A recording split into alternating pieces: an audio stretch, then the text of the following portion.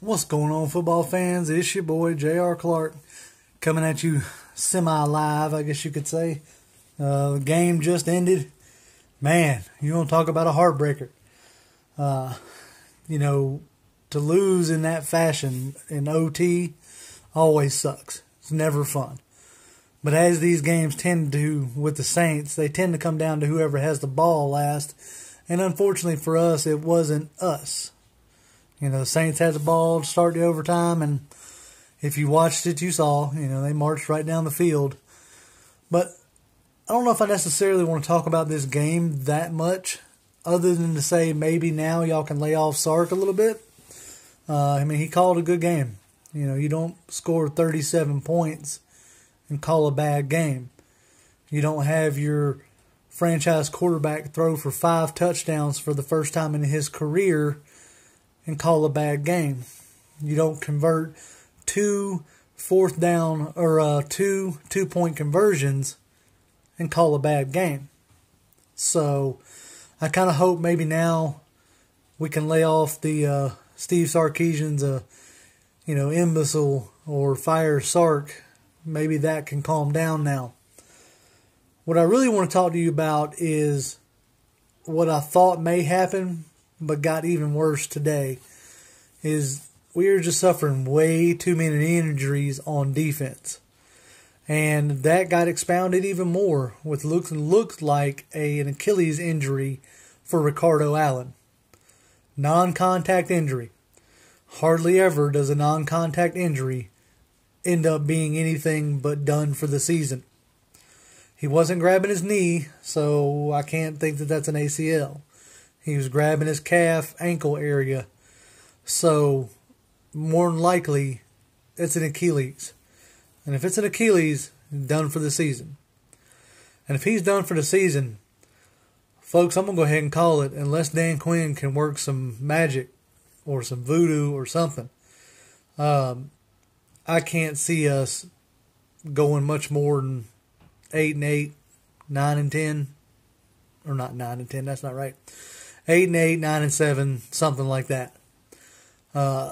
Ricardo Allen, as much as he likes to get, people like to bag on him, he was the general of our defense. He's the one that called out plays, and especially for the secondary.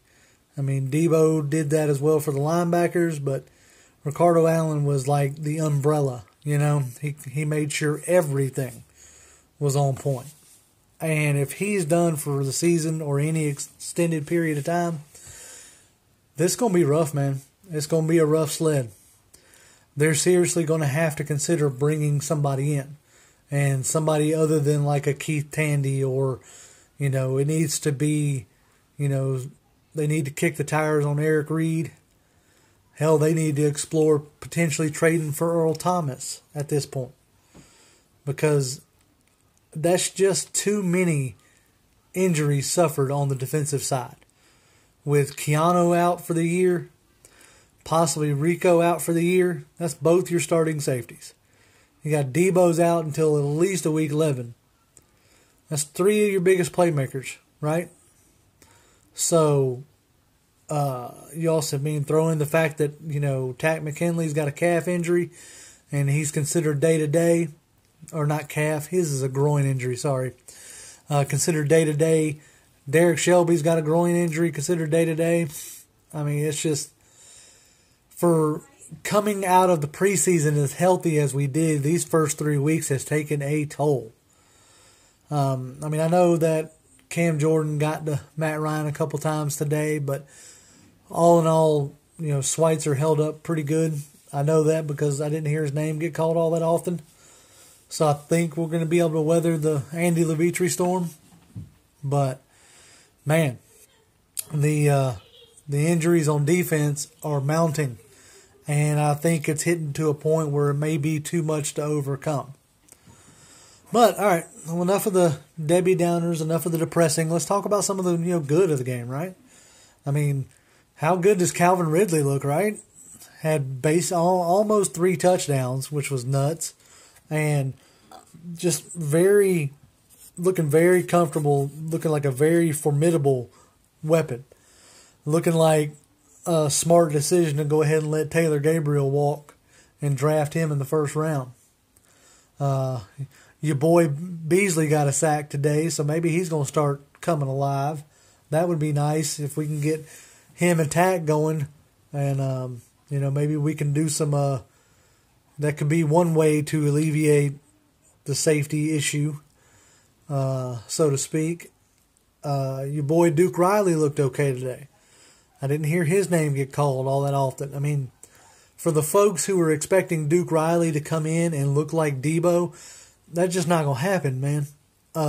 Yeah, he plays the same position. Yeah, he's built similarly, maybe even a little faster. But, it's in between the ears that makes Debo special, right? I mean, that's like having Luke Kuechly go down for the Panthers and expecting whoever comes in behind him to, play like Luke Kuechly. It just doesn't happen.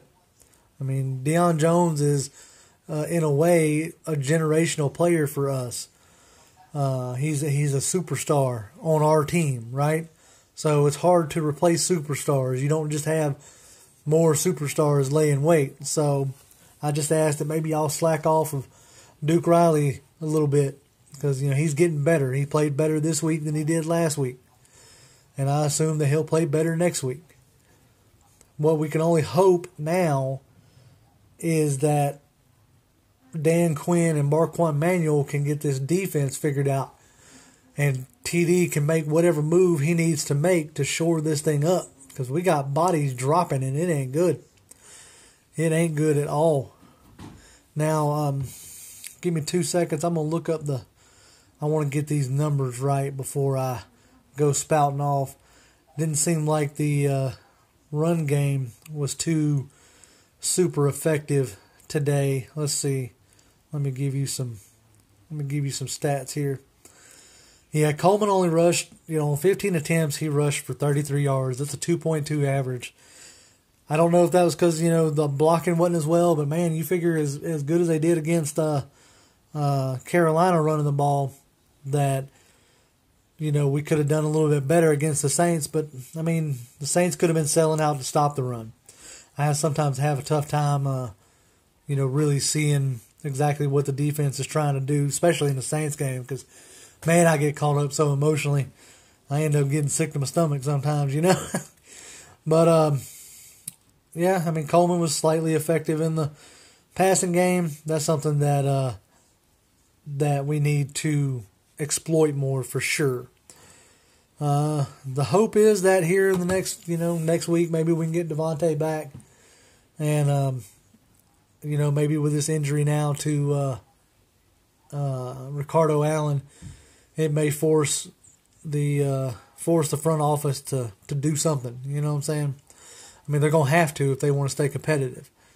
I mean, if not, then this is quickly going to turn into a lost season, And if it does, it does. I'm not going to sit here and let it ruin my year. But I will say that I hope that they do make a decision. There's some interesting names out there on the free agent market, and that's both